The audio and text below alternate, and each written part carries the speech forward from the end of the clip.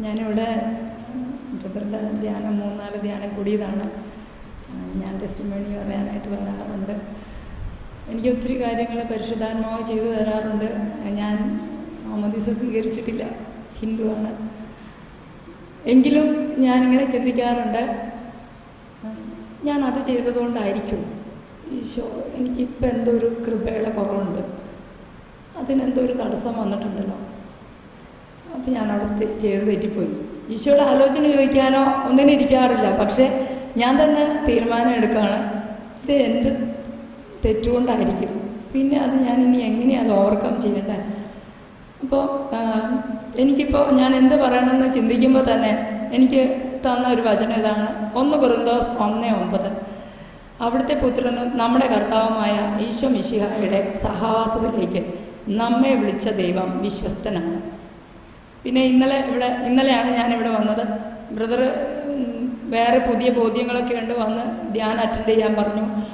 അപ്പോഴും ഞാൻ പരിശുദ്ധാത്മാവിനോട് ചോദിച്ചപ്പോൾ എന്നെ ഏൽപ്പിച്ചിരിക്കുന്ന കാര്യങ്ങളെല്ലാം പരിശുദ്ധാത്മാവ് തന്നെ നിവർത്തിച്ചുകൊണ്ട് ഒരു 10 മണിയോടെ എന്നെ വീട്ടിൽ നിന്ന് ഇവിടെ കൊണ്ടുവന്ന് പരിശുദ്ധാത്മാവ് നയിക്കുന്ന വഴിയാണ്. പരിശുദ്ധാത്മാവ് ആരാണെന്ന് നമുക്ക് വ്യക്തതയില്ലാത്തതുകൊണ്ടാണ് ഞാൻ പിന്നെയും ആ ഉപദേശം ചോദിക്കാൻ പോലും നിൽക്കാതിരുന്നത്. എന്നിട്ട് എന്നോട് പറഞ്ഞു, ഇവിടെ കുർബാന കഴിയും, അതുകൊണ്ട് ഭരണങ്ങാനത്ത് പോയി കുർബാന കഴിഞ്ഞിട്ട് വരിക. അതുപോലെ തന്നെയായിരുന്നു ഇവിടെ കുർബാന കഴിഞ്ഞു. ഇവിടെ വരെ ഞാനിവിടെ വന്നു കഴിഞ്ഞിട്ട് എനിക്ക് ഏറ്റവും സ്പർശിച്ചത്, ജ്ഞാനത്തെക്കുറിച്ചുള്ള ക്ലാസ് 4 ധ്യാനം കൂടിയ ആളാണ്. അപ്പം ജ്ഞാനത്തെ ഒത്തിരി കേട്ടിട്ടുണ്ട്. ജ്ഞാനം മനുഷ്യർക്ക് അക്ഷയനിധിയാണ്. പ്രഭാതത്തിൽ ഉണർന്ന് അവളെ തേടുന്നവർ നിഷ്പ്രയാസം അവളെ കണ്ടെത്തും. അക്ഷയനിധി അത് ക്ഷയിക്കുന്നില്ല. സോളമൻ പറയുന്നു, സോളമൻ ഈ ജ്ഞാനത്തിന് വേണ്ടി ധനവും സ്വർണവും വെള്ളിയും സ്ഥാനമാനങ്ങളും എന്തിന് ആരോഗ്യം പോലും ത്യജിച്ചു. എന്നാൽ സോളമന് ജ്ഞാനം കിട്ടിയെങ്കിലും ഇതാ സോളമനേക്കാൾ വലിയവൻ ഈശോ ആകുന്ന ഈ ജ്ഞാനത്തെ നമുക്ക് എങ്ങനെയാണ് ലഭിക്കുക? ഇപ്പോൾ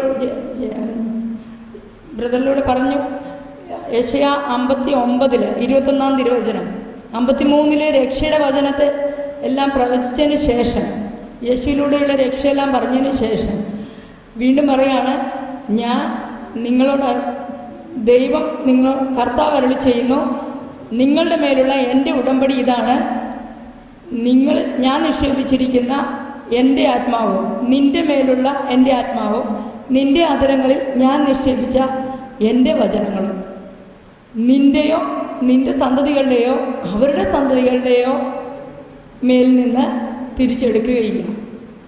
വീണ്ടും പറയുന്നു, കർത്താവ് അരുളി ചെയ്യുന്നു. അത് 2 പ്രാവശ്യം പറഞ്ഞത് ഉറപ്പിച്ചു തന്നേക്കാം. അപ്പോൾ ഈ ജ്ഞാനം ഇതെങ്ങനെയാണ് കിട്ടുന്നത്? വീണ്ടും പരിശുദ്ധാത്മാവ് ബ്രദറിലൂടെ പറഞ്ഞു, ജസ്സയുടെ കുറ്റിയിൽ നിന്ന് ഒരു മുള കിളിർത്ത് വരും, അവൻ്റെ വേരിൽ നിന്നൊരു ശാഖ പുറപ്പെടും. യെശയ്യാ 11 പറയുന്ന ഈ ജ്ഞാനത്തിൻ്റെയും വിവേകത്തിൻ്റെയും ആത്മാവും ഉപദേശത്തിൻ്റെ ദൈവഭക്തിയുടെയും ആത്മാവും, ഈ ആത്മാവെല്ലാം നമുക്ക് കിട്ടിക്കഴിഞ്ഞാൽ വീണ്ടും അവസാനിപ്പിക്കുന്ന ഇങ്ങനെയാണ്, എൻ്റെ വിശുദ്ധഗിരിയിൽ ആരും നാശമോ ദ്രോഹമോ ചെയ്യുന്നില്ല. സമുദ്രം ജലം കൊണ്ടെന്ന പോലെ ഭൂമി മുഴുവൻ കർത്താവിനെക്കുറിച്ചുള്ള ജ്ഞാനം കൊണ്ട് നിറയും. ഈ നമ്മൾക്ക് മാതാപിതാക്കൾക്ക് ജ്ഞാനം ലഭിച്ചാൽ ഉറപ്പായിട്ടും മക്കളിലൂടെ അത് ഒഴുകും. അപ്പോൾ നമ്മൾ ഓരോരുത്തരും ജ്ഞാനം ലഭിക്കാനാണ് ആഗ്രഹിക്കേണ്ടത്.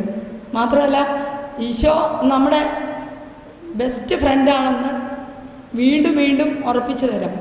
അപ്പം കർക്കശക്കാരനല്ലാത്ത കരുണയുള്ള ബെസ്റ്റ് ഫ്രണ്ട്. അപ്പം ഭൗതികമായിട്ടും ആത്മീയമായിട്ടും ജ്ഞാനം ആവശ്യമുണ്ട്. നമുക്ക് ബ്രദർ പറഞ്ഞു, സമ്പത്ത് ചെലവഴിക്കണമെങ്കിൽ പോലും ജ്ഞാനം ആവശ്യമുണ്ട്. പിന്നെ ആത്മീയമാണെങ്കിൽ വിശുദ്ധ കുരിശിലേക്ക് 22 വയസ്സിലേ മരിച്ചു. ഇവിടെ വെച്ച് ജ്ഞാനം ഉപയോഗിച്ച് പരിശുദ്ധാത്മാവ് തന്നെ ജ്ഞാനം ഉപയോഗിച്ചുകൊണ്ട് ഇവിടെ ഇരിക്കുമ്പോഴേ നന്മ ചെയ്ത് ജീവിച്ചു, ഇപ്പോഴും ജീവിച്ചുകൊണ്ടിരിക്കുന്നു. നമുക്ക് ഒത്തിരി പ്രത്യാശയ്ക്ക് വഴിയുണ്ട്. അപ്പോൾ നമ്മളിലുള്ള കൃപ ഒഴുകണം. വീണ്ടും പരിശുദ്ധാത്മാവാണ് പ്രാർത്ഥിക്കുന്നതും പ്രവർത്തിക്കുന്നതും.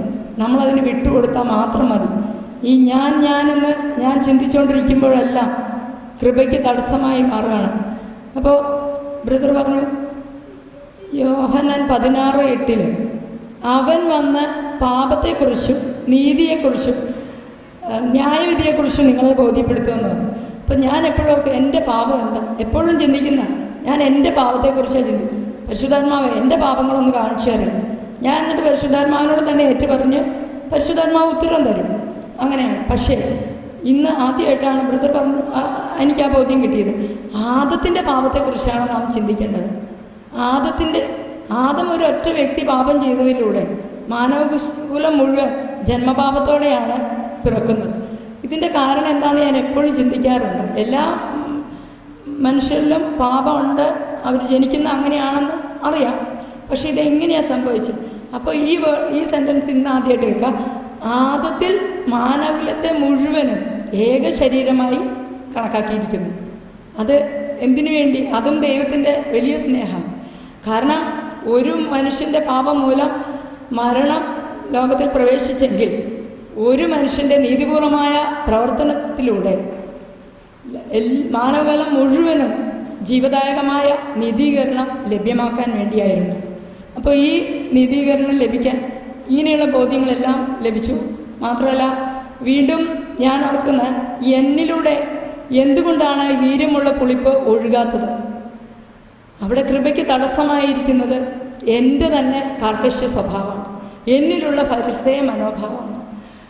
വെള്ളം വീഞ്ഞാക്കുന്ന ആ ഉപമ പറഞ്ഞപ്പോൾ ഞാനാകുന്ന വെള്ളത്തെ വീഞ്ഞാക്കണം, ഞാനാകുന്ന ഫരിസേയനെ, കാർക്കശ്യ സ്വഭാവമുള്ള എന്നിലെ ഫരിസേയനെ പരിശുദ്ധ അമ്മയെപ്പോലെ വിനീത ഹൃദയമുള്ള ഒരു വ്യക്തിയായിട്ട് വീഞ്ഞാക്കി മാറ്റുകയാണെങ്കിൽ മാത്രമേ എന്നിലൂടെ കൃപ ഒഴുകൂ.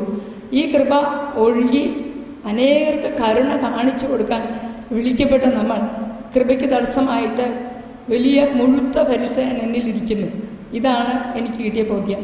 മാത്രമല്ല നമ്മൾ ഓരോരുത്തരും നമ്മൾ വീര്യമുള്ള, വളരെ ചെറിയൊരു ഗ്രൂപ്പാണെങ്കിലും വീര്യമുള്ള വീഞ്ഞായി മാറിയാൽ നമുക്കെല്ലാവർക്കും ലോകം മുഴുവനിലേക്കും ഈ സ്നേഹമുള്ള, കരുണയുള്ള, കരുതലുള്ള, ഇത്രമാത്രം ബെസ്റ്റ് ഫ്രണ്ടായ ഈശോയെ കൊടുക്കാം. ഈശോ കുരിശുമരണത്തിലൂടെ നേടിത്തന്നിരിക്കുന്ന വലിയ ടാങ്ക്, ബ്രദർ പറഞ്ഞു, വിശ്വാസമാകുന്ന ആ റേഷൻ കാർഡിലൂടെ നാം നേടിയെടുക്കണം. കാനാൻകാരി സ്ത്രീയും ശതാധിപനൊക്കെ നേടി. ഇന്നലെ എനിക്ക് കടുത്ത നടുവേദനയായിട്ട് ഞാൻ അവിടെ ബ്രദർ രോഗശാന്തി ഡെമോൺസ്ട്രേഷൻ്റെ സമയത്ത് വിളിച്ചപ്പോൾ ഞാൻ അവിടെ തന്നെ ഇരുന്നു.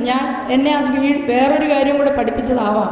എൻ്റെ പ്രിയപ്പെട്ട സ്നേഹിതനാണെങ്കിൽ എനിക്ക് ഏറ്റവും ആവശ്യമുള്ള, ഞാൻ വിഷമിക്കുന്ന കാര്യത്തിൽ ഇടപെടും. ഞാൻ അവിടെ ഇരുന്നാലും ഇടപെടും. ഞാൻ ഇവിടെ ഇരിക്കുന്നു. അങ്ങനെ ഞാൻ മനസ്സിൽ വിചാരിച്ചുകൊണ്ടിരിക്കുക. ഇവിടെ നടുവേദന നടന്ന സമയത്ത് അവിടെ വെച്ച് എൻ്റെ നടുവേദന മാറി. Price the Lord. അവിടുത്തെ പുത്രനും നമ്മുടെ കർത്താവുമായ ഈശോമിശിഹായുടെ സഹവാസത്തിലേക്ക് നമ്മെ വിളിച്ച ദൈവം വിശ്വസ്തനാണ്. Thank you. Praise the Lord. നമ്മളിനി ചായ കുടിക്കാൻ പോവുകയാണ്, അല്ലെങ്കിൽ ചായ ചൂടാറും. ഇപ്പോൾ കേട്ടോ, ഈ സാക്ഷി കേട്ടോ, ഈ രമ മാമോദീസ സ്വീകരിച്ചിട്ടില്ല, സ്വീകരിക്കും. 4 കുട്ടികളുള്ള ഒരാളാണ്. ഇവരിൽ പരിശുദ്ധാത്മാവാണോ പ്രവർത്തിക്കുന്നത്? ആണോ? അപ്പോൾ മാമോദീസ സ്വീകരിക്കുന്നതിന് മുൻപ് തന്നെ എല്ലാവരിലും പരിശുദ്ധാത്മാവ് പ്രവർത്തിക്കുന്നുണ്ട്. അത്രയ്ക്ക് വിശാലമാണ് പരിശുദ്ധാത്മാവിൻ്റെ പ്രവർത്തനം എന്ന് പറയാൻ. അത്രയ്ക്ക് വിശാലം. മാമോദീസ സ്വീകരിച്ചു കഴിഞ്ഞാൽ പിന്നെ ഇപ്പം എന്താകുമെന്ന് നമുക്ക് അറിഞ്ഞൂട. ഓക്കെ, നമുക്ക് നന്ദി പറയാം.